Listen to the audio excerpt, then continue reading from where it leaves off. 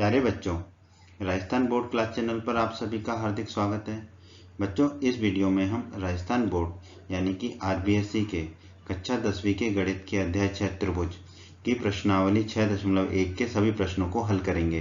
तो वीडियो को पूरा देखिएगा अंत तक, जिससे आपको प्रश्नावली 6.1 के सभी प्रश्नों के हल आसान तरीके से समझ में आ जाएंगे। प्रश्न 1। इस प्रश्न के 4 भाग हैं दोस्तों। हमसे क्या कहा गया है इस प्रश्न में? कोष्टकों में दिए गए शब्दों में से, ठीक है। तो हर एक भाग में ना प्रश्न के बाद में एक कोष्टक में ना कुछ शब्द दिए गए हमें, ठीक है। जैसे पहले में सर्वांग सम कॉमा समरूप, फिर या समरूप कॉमा सर्वांग सम, तीसरे में समद्विबाहु कॉमा समबाहु और चौथे में बराबर कॉमा समानुपाती। इस तरह से कोष्टकों में शब्द दिए गए हैं। में से सही शब्दों का प्रयोग करते हुए रिक्त स्थानों को भरिए। तो ये प्रश्न के जो चारों भाग है उसमें एक एक रिक्त स्थान दे रखा है, चौथे भाग में 2 रिक्त स्थान दे रखे हैं, ठीक है।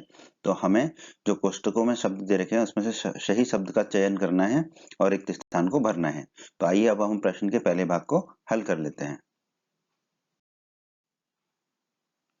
दोस्तों, इस प्रश्न को हल करने के लिए जितनी भी जानकारी की आवश्यकता है वो सभी जानकारी जो है हमारे अध्याय 6 के परिचय के वीडियो में उपलब्ध है। तो अगर आपने हमारे अध्याय 6 के परिचय का वीडियो नहीं देखा है तो उसे अवश्य देखें, ठीक है। उससे आपको इस प्रश्न को हल करने में मदद मिलेगी। आइए अब हम प्रश्न के पहले भाग को हल कर लेते हैं। प्रश्न के पहले भाग में हमें दिया गया है सभी वृत्त खालिस्तान होते हैं।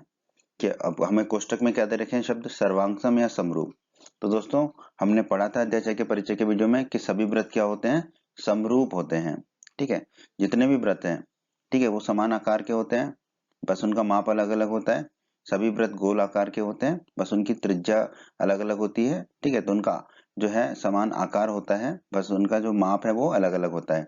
तो सभी वृत्त क्या होते हैं? समरूप होते हैं, ठीक है। तो कोष्टक में से कौन सा शब्द उठाएंगे हम? समरूप। तो हमारा उत्तर क्या होगा प्रश्न के पहले भाग का? समरूप। सभी वृत्त समरूप होते हैं, तो हमारा उत्तर होगा समरूप। प्रश्न के दूसरे भाग में हमें दिया गया है सभी वर्ग खालिस्तान होते हैं। कोष्टक में क्या दे रखा है? समरूप कॉमा सर्वांग सम, ठीक है। तो दोस्तों, हमने अध्याय 6 के परिचय के वीडियो में पढ़ा था सभी वर्ग क्या होते हैं? समरूप होते हैं, ठीक है। क्योंकि देखो वर्ग की क्या है, चारों भुजाएं बराबर लंबाई की होती हैं, ठीक है, और सभी कोण 90 डिग्री के होते हैं। तो जो दूसरा वर्ग लेंगे, ठीक है, उसके भी सभी कोण 90 डिग्री के होंगे, तो संगत कोण तो बराबर हो ही गए, ठीक है। और उसकी भी सभी भुजाएं बराबर लंबाई की होंगी। मान लो पहले वर्ग की सभी भुजाएं ए लंबाई की है, तो दूसरे वर्ग की सभी भुजाएं क्या होंगी? बी लंबाई की होंगी। तो संगत भुजाओं का अनुपात क्या होगा? ए बटा बी, ठीक है। तो संगत भुजाओं का अनुपात भी हमेशा बराबर होगा। तो इसलिए सभी वर्ग क्या होंगे? समरूप होते हैं। तो हमारे प्रश्न के इस भाग का क्या उत्तर होगा? समरूप। प्रश्न का तीसरा भाग, यहाँ हमें दिया गया है सभी खालिस्तान त्रिभुज समरूप होते हैं। कोष्टक में देखा समद्विबाहु और या फिर समबाहु। तो दोस्तों, हमने अध्याय 6 के परिचय के वीडियो में पढ़ा था सभी समबाहु त्रिभुज समरूप होते हैं, ठीक है। देखिए, ये एक समबाहु त्रिभुज है, ये दूसरा समबाहु त्रिभुज है। हम जानते हैं समबाहु त्रिभुज का हर एक कोण कितने डिग्री का होता है? 60 डिग्री का होता है, ठीक है। तो चाहे वो समबाहु त्रिभुज छोटा हो चाहे बड़ा हो, ठीक है। तो इन दोनों त्रिभुजों में, समबाहु त्रिभुजों में तीनों कोण 60 डिग्री के होंगे, यानी कि संगत कोण बराबर हो गए। अब समबाहु त्रिभुज की एक और प्रॉपर्टी होती है, ठीक है। क्या होती है वो? कि समबाहु त्रिभुज की सभी भुजाएं बराबर लंबाई की होती है। तो मान लो जो बड़ा त्रिभुज है इसकी सभी भुजाएं ए लंबाई की हैं, तो छोटे त्रिभुज की सभी भुजाएं मान लेते हैं बी लंबाई की हैं, ठीक है। तो समबाहु त्रिभुज की जो संगत भुजाएं हैं उनका अनुपात क्या होगा? सभी संगत भुजाओं का अनुपात ए अनुपात बी होगा, ठीक है। यानी कि संगत भुजाओं का अनुपात भी बराबर होगा। तो हम कह सकते हैं समबाहु त्रिभुज समरूप होते हैं। तो खालिस्तान में क्या आएगा? समबाहु, ठीक है। तो हमारे प्रश्न के तीसरे भाग का उत्तर होगा समबाहु।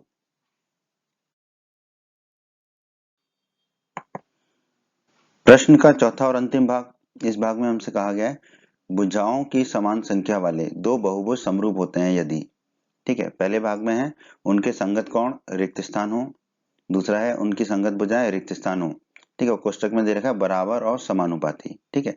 तो दोस्तों, अध्याय 6 के परिचय के वीडियो में हमने पढ़ा था कि भुजाओं की समान संख्या वाले दो बहुभुज समरूप होते हैं यदि, ठीक है। इसकी दो कंडीशन थी, दो शर्तें थी। पहली थी उनके सभी संगत कोण बराबर हों, ठीक है। सभी संगत कोण बराबर होने चाहिए, ठीक है। और दूसरी शर्त क्या थी? उनकी सभी संगत भुजाएं एक ही अनुपात में हो या समानुपाती हो, ठीक है। तो अब आइए देखिए प्रश्न के इसके पहले भाग को। उनके संगत कोण क्या हो? बराबर हो, ठीक है। तो पहले खालिस्तान में क्या जाएगा? बराबर। तो ये एक उत्तर हो गया। फिर दूसरा खालिस्तान क्या था? उनकी संगत भुजाएं क्या हो, बराबर या समानुपाती। क्या उत्तर होगा हमारा, समानुपाती हो, एक ही अनुपात में हो, तो उनकी संगत भुजाएं समानुपाती हो, तो दूसरे खालिस्तान में जाएगा समानुपाती। तो इसमें उत्तर होगा पहला बराबर और दूसरा समानुपाती। ठीक है दोस्तों। बच्चों, अगर आप हमारे चैनल पर नए हैं और आपने अभी तक राजस्थान बोर्ड क्लास चैनल को सब्सक्राइब नहीं किया है तो जल्दी से हमारे चैनल को सब्सक्राइब कर लीजिए, सब्सक्राइब बटन को दबाकर, और बेल आइकन को भी दबा दीजिए। इससे आपको क्या फ़ायदा होगा कि जब भी हमारे चैनल पर कोई भी नया वीडियो आएगा तो उसका नोटिफिकेशन सबसे पहले आपको मिलेगा। और जब भी आप यूट्यूब पर वीडियोस को सर्च करेंगे तो हमारे चैनल के वीडियोस आपको ऊपर नज़र आने लगेंगे। बच्चों, इस अध्याय के बाकी सभी वीडियोस को देखने के लिए आप कभी भी आई बटन पर क्लिक कर सकते हैं। आई बटन पर क्लिक करने से आपको इस अध्याय के बाकी सभी वीडियोस के लिंक मिल जाएंगे।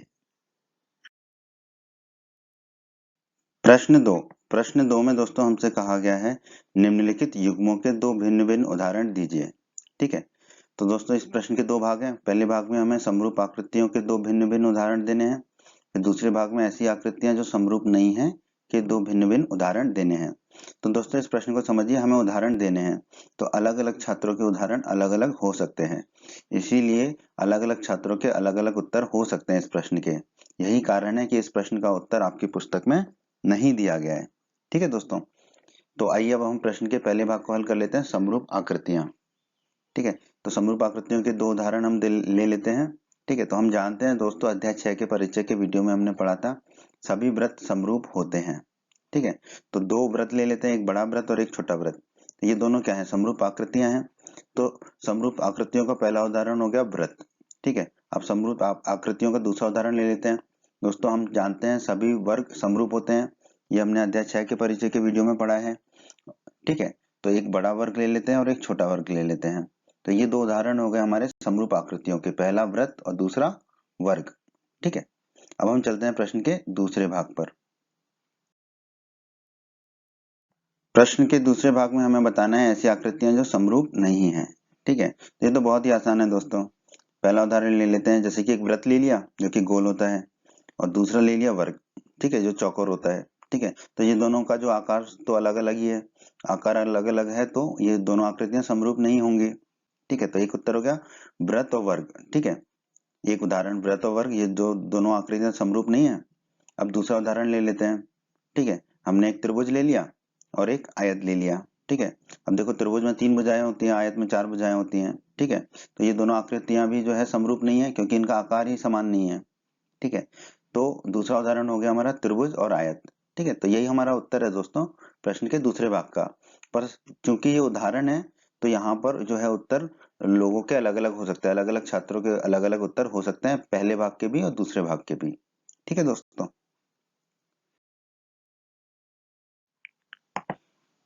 प्रश्न 3 में दोस्तों हमसे पूछा गया है कि बताइए कि निम्नलिखित चतुर्भुज समरूप है या नहीं। ठीक है, तो इसमें हमें दो चतुर्भुज दे रखे हैं। पहला है एक सम चतुर्भुज है जिसकी हर एक भुजा की लंबाई कितनी है, 1.5 सेंटीमीटर। ठीक है, इसका नाम है PQRS। और दूसरा हमें एक वर्ग दे रखा है ABCD जिसकी हर एक भुजा की लंबाई है 3 सेंटीमीटर और सभी कोण 90 डिग्री के हैं। तो दोस्तों जैसा कि हमने अध्याय 6 के परिचय के वीडियो में पढ़ा था, भुजाओं की समान संख्या वाले दो बहुभुज समरूप होते हैं यदि। ठीक है, तो यहाँ पर भुजाओं की संख्या तो समान है, 4 भुजाएं हैं क्योंकि दोनों चतुर्भुज हैं। ठीक है, कि अब क्या शर्तें हैं इसकी, कि उनके सभी संगत कोण बराबर हों। ठीक है, पहली शर्त। और दूसरी शर्त है कि उनके सभी संगत भुजाएं एक ही अनुपात में हों, अर्थात समानुपाती हों।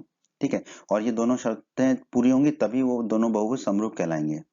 परंतु यहाँ पर देखिए कोण ए, कोण बी, कोण सी, कोण डी, ये चारों कोण कितने के हैं, 90 डिग्री के हैं, क्योंकि ये वर्ग दे रखा है इसमें 90 डिग्री का चिन्ह बना हुआ है। ठीक है, इसका मतलब होता है 90 डिग्री के। तो ABCD सब 90 डिग्री के बराबर है। परंतु आप देखिए कोण P 90 डिग्री नहीं है, कोण Q भी 90 डिग्री नहीं है, कोण R भी 90 डिग्री नहीं है और कोण S भी 90 डिग्री नहीं है। ठीक है, इसका मतलब एक भी कोण जो है PQRS में से संगत कोण ABCD के बराबर नहीं है।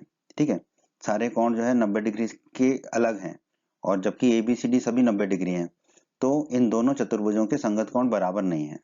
तो हम कह सकते हैं अतः सभी संगत कोण बराबर नहीं है। इसका मतलब पहली शर्त हमारी पूरी नहीं हुई कि उनके सभी संगत कोण बराबर हों। ठीक है, इसका मतलब ये दोनों आकृतियां क्या होंगी, समरूप नहीं होंगी। तो हमारा क्या उत्तर होगा, अतः निम्नलिखित चतुर्भुज समरूप नहीं है। तो हमारा उत्तर होगा नहीं, इस प्रश्न का हमारा उत्तर होगा नहीं। ठीक है। बच्चों, अगर आप हमारे चैनल पर नए हैं और आपने अभी तक राजस्थान बोर्ड क्लास चैनल को सब्सक्राइब नहीं किया है तो जल्दी से हमारे चैनल को सब्सक्राइब कर लीजिए, सब्सक्राइब बटन को दबाकर, और बेल आइकन को भी दबा दीजिए। इससे आपको क्या फ़ायदा होगा कि जब भी हमारे चैनल पर कोई भी नया वीडियो आएगा तो उसका नोटिफिकेशन सबसे पहले आपको मिलेगा। और जब भी आप यूट्यूब पर वीडियोस को सर्च करेंगे तो हमारे चैनल के वीडियोस आपको ऊपर नज़र आने लगेंगे। बच्चों, इस अध्याय के बाकी सभी वीडियोस को देखने के लिए आप कभी भी आई बटन पर क्लिक कर सकते हैं। आई बटन पर क्लिक करने से आपको इस अध्याय के बाकी सभी वीडियोस के लिंक मिल जाएंगे।